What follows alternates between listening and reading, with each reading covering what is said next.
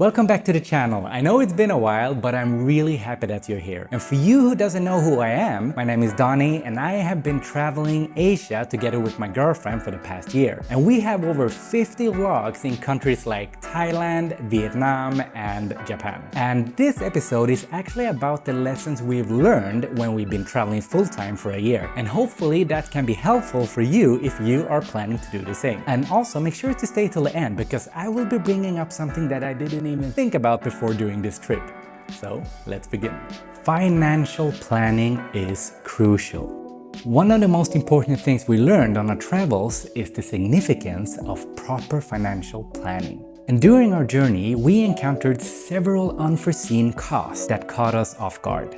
And one example is that a low-budget airline canceled our flight and it took 5 months to get our $700 back. And with low-budget airlines, the customer service isn't always that great. And also, most of the low-budget airlines had a little bit more expensive tickets comparing to our research. And these situations made us so happy that we had a surplus in our budget before going on the trip. And it's highly likely that your trip will be more expensive than you think. So remember, next time you hear someone say, quit your job and just do it, don't listen to them. Make sure that you use your job to make a solid financial plan. By doing this, you will be much more capable of handling unexpected expenses. Understanding your travel style.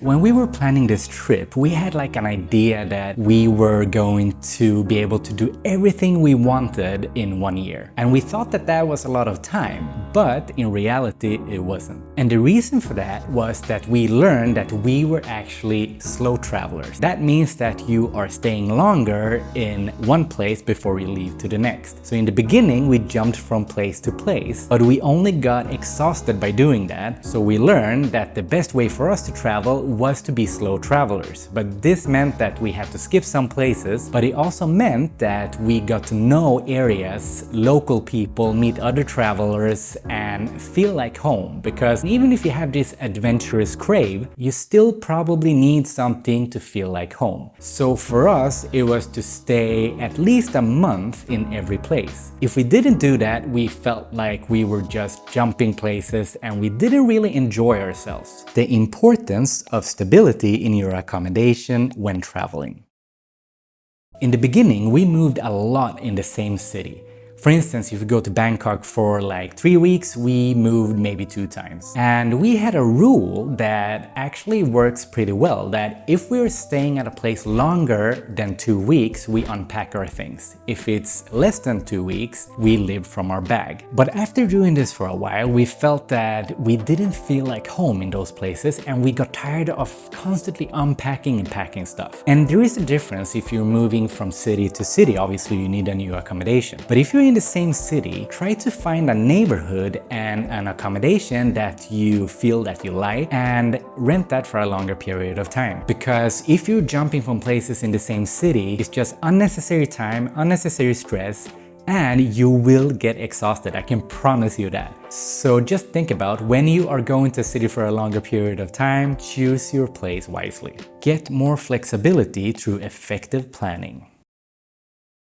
When we started our journey, we felt that we wanted full flexibility because we didn't want to commit to a place for a long time in case we didn't like it. However, it's very important to find a balance because when we went to Bali, for an example, we decided to go there and get accommodation for 1 week and then try to find our place in Bali. The problem was that everything was almost sold out and it was really hard to find accommodation, especially affordable accommodation with okay standard. It actually took a lot of energy for us to plan our accommodation in Bali, and we ended up in some places that weren't that good. And later we realized that it's better to book beforehand before we go to Bali. But if you take Chiang Mai for an example, we booked a place for 1 month before we went there. When we arrived at that place, it wasn't that good. It was actually pretty bad. We ended up staying there with like the worst bed ever, the worst bedroom ever, with the thinnest wall you can possibly imagine. So we couldn't sleep for an entire month. And we learned that in Chiang Mai, it's actually pretty easy to find accommodation when you are there. In that case, we should have done the other way around. We should have gone to Chiang Mai, rented a place for 1 week while we were looking for an apartment.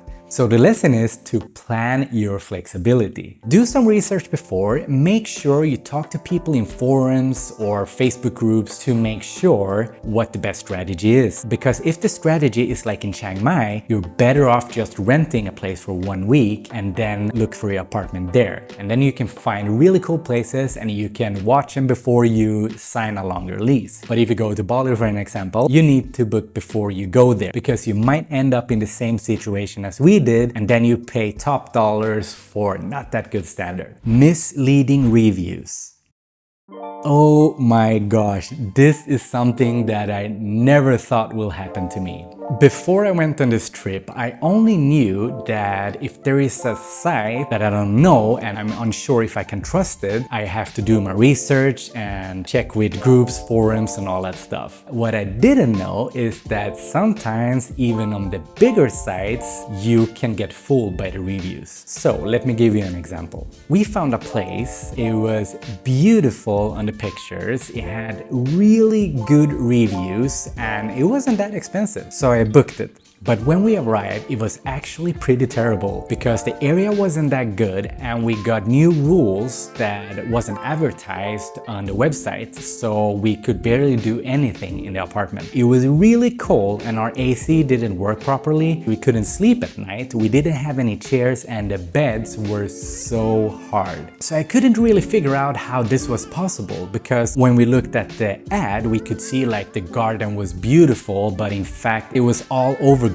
and the neighbor's house was just full of trash, so you had that view from your balcony, and of course they can't help that. But inside the apartment complex you had to shower in really hot water to get like normal body temperature, and sometimes we ate breakfast with our jackets on, it was that cold. And because of this we decided to leave a week earlier. I told the landlord this in advance and I asked for a refund and they said they couldn't give me one, and that's fine, I understood that. And I decided to write a review that was unbiased and honest because all the reviews I saw were like perfect. And once I posted the review, the landlord actually contacted me. To my surprise, they tried to bribe me to take down my review. And they said that they were thankful for the feedback, but it was hurting their business and they could pay me if I took down the review. And I was totally shocked, and the first thought was, you could have given me a refund when I was checking out early, but you can bribe me to take down this comment. So I went to Reddit to check if anyone else had this experience with this site, and to my surprise, that was really common. And of course, I didn't take the bribe, I left my review there so they don't have a perfect grade anymore, and hopefully that can help people so they don't experience the same thing as we did. It's really hard to prepare for something like this, but you can keep in mind that if it sounds too good to be true, it probably is. You can actually negotiate prices on some of the famous accommodation platforms.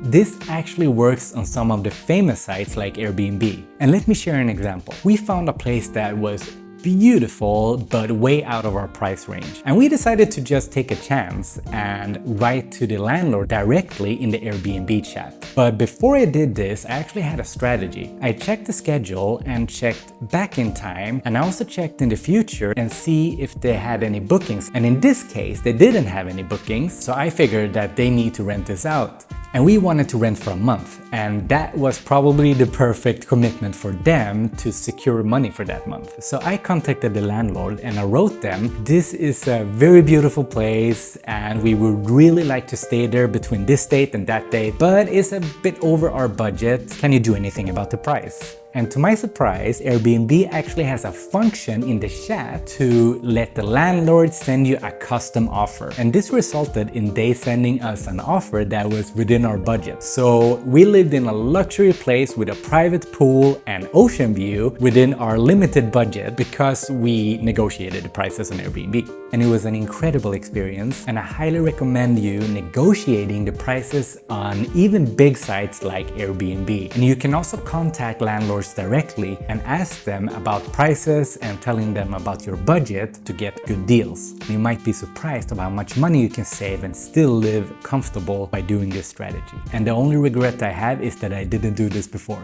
Research essential services in new destinations before you get sick. One of the things that can make you crazy homesick is if you get sick while you're traveling. When you arrive to a new place, it's very important to research all the essential stuff like hospitals, how you contact a doctor, or a police station. Because you want to do this when you're healthy, especially if you're traveling alone. Because if you're doing this when you're sick, you're going to be dealing with a potential tropical disease or a stomach bug at the same time as you're trying to figure out where to go, who to call, how to access the healthcare. One example is that when we were in Malaysia, I got the worst stomach bug I've ever had in my entire life. It was so painful and I had no idea how to contact the doctor. Luckily, I had Anne who could do all the research and who could help me if I needed to go to the doctor. But if you're traveling alone, you might be in a worse situation. So every time you go to a new place, prioritize these things. Write down all the information you can, how you get to the doctors, how you contact the police, because by being prepared, it will save you so much stress and hassle. And above all, it will make you feel more secure and make sure that you get the right care if you need it. Establish a travel routine that fits you and meet people at the same time. When you're traveling full-time, it is very important to have a routine that suits you. For us, exercise is a priority, so we decided to join local gyms when we were in places for a longer period of times. In this way, we got to feel like home, and at the same time we met new people at the gym and had fantastic conversations, and we even networked there, so it was just a win-win situation. So don't be afraid to join local gyms or public events when you're abroad. It will give you a more enjoyable travel experience. Try to put local food in your diet. When we come to a new country, we try to put the local food in our diet because it's a perfect way to get like a taste of the culture in that country. And not only is the local food often cheaper, the people there are experts at cooking their own food. So that's the best food you can get in a new country. So you will not only save money, you will also get the best food you can get by adding the local food into your diet. Understanding the gap between social media and real-life experiences. I know that there are some people that have different opinions about this. Some people might say it's obvious and some people might be surprised. But it is important to understand that places you see in social media are not always like that in real life. We got to experience this in many cases. And one example is that we went to a famous waterfall in Bali, and all the pictures we've seen, all the videos we've seen, it looked the same. It looked beautiful and it looked like it was huge. Once we got there though, it wasn't that big and it was very far from reality. And some places are very different from what you see on YouTube and Instagram. And to be clear, this is not critique to influencers whose job it is to make places look as beautiful as possible. It's just a heads up for you to not have those expectations when you go to one of those places. And this brings me to the next point. Manage your expectations. It is normal to have high expectations when you're traveling or you're going to see a new place. But in our experience, when you have really high expectations, you often get very disappointed. And on the other hand, you can manage your expectations. And one example is that when we rented an apartment in Bangkok, we had no expectations whatsoever, and it ended up to be our favorite place. And then Chiang Mai is another example. We only heard about it in the digital nomad communities, and we knew that it didn't have a beach. But we had no expectations at all, and it turned out to be our favorite place in Thailand. We really enjoyed that place and we explored it without knowing anything about it, and that turned out to be great for us. So it's very important to have realistic expectations when you're traveling. We can avoid disappointment and instead embrace the pleasant surprises that may come our way. Navigating neighbor issues when traveling. Experiencing new cultures can be an amazing thing. You can see beautiful temples and meet amazing locals. But sometimes, especially with other travelers, you might have very different cultures and preferences. And if you take my culture for an example, in Sweden we have a lot of personal space. We're not that dense of a population. So it's very easy to find a place where it's quiet at night and you can get a good night's sleep. But many other cultures is the other way around. So sometimes when you move to a new place, there might be someone who is barely in the apartment, it's very quiet, but sometimes it might be someone who is making noise 24/7, and we have experienced that a lot. And we decided to pay extra for places that claim to be quiet, but that was not the case there either. Most of the places we went to, we had noisy neighbors, and this could lead to conflicts. I always try to be polite when I talk to a neighbor, but one example is that we had a really noisy neighbor in Bangkok, and he was making so much noise during the night, and when I knocked on the door, they opened the door and were very aggressive from the beginning. And I told them very politely that we needed to go up early for an event the day after, so I asked them to please be quiet because I think it was 2 o'clock at night or something like that. And the response was super aggressive. He started to scream at me, he slammed the door, and then he started to be even more noisy in there. He threw things around, he slammed the cabinets and all that stuff. It was just insane. So we ended up calling the staff and they had to deal with it, and in the end they calmed him down. But this is a risk when you're traveling because you are living close to so many different people from different cultures and stuff like that.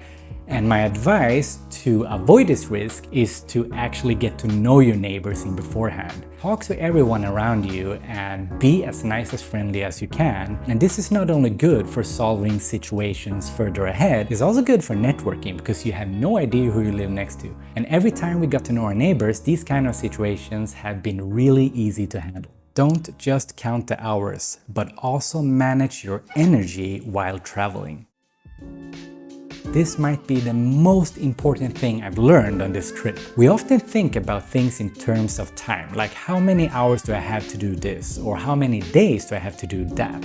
However, what I realized during this trip was the importance of energy management. Even if you have the time, you might not have the energy to complete a task. For an example, if you're going to book accommodation, depending on the situation, it can be really challenging to plan a trip, book accommodation, meet new people, and have new experiences. And it's easy to procrastinate and do your tasks the last minute. And this is of course influenced by factors like stress, lack of sleep, or simply being unorganized. You can clearly see in some of my videos that I didn't get proper sleep, and the lack of energy led to unexpected expenses because we had to book things last minute and prioritize finding places where we could guarantee a good night's sleep. We also missed out many experiences because we were simply too tired and exhausted. This was a real eye-opener for me because I've always been thinking about how much time I have to do things. I never thought about energy. One example was that we were so exhausted that booking accommodation actually took us hours, and that was really frustrating because we couldn't really think straight and it was really hard to make a decision and commit to something. So it was really crazy to learn that time and energy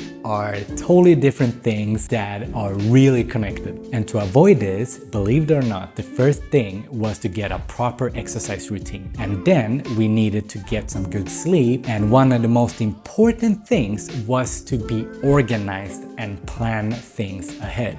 By following this, we were so much better at managing our energy levels. So remember, when you're traveling, manage your energy levels. Get a proper routine. It doesn't have to be exercise, it can be something else. Plan ahead, get enough sleep if you can, have a schedule when you're booking things and follow through with it. And with time, you're going to feel that you have so much more energy to experience things. And this will make you enjoy your journey so much more. Traveling full-time is an amazing experience and I wouldn't trade it for anything. But like any other aspect of life, it has its highs and lows. I hope that the things we've learned along the way can be helpful to you if you decide to try this incredible lifestyle. And if you're interested to learn more about vlogging, working and studying at the same time as you travel full-time, just let me know in the comments and I will be happy to create a video about that topic. And as always, if you liked the video or found it helpful, don't forget to leave a thumbs up. And if you haven't, please subscribe. Your support will help the channel grow so I can create more videos for you guys. That's it for this video. See you in the next one.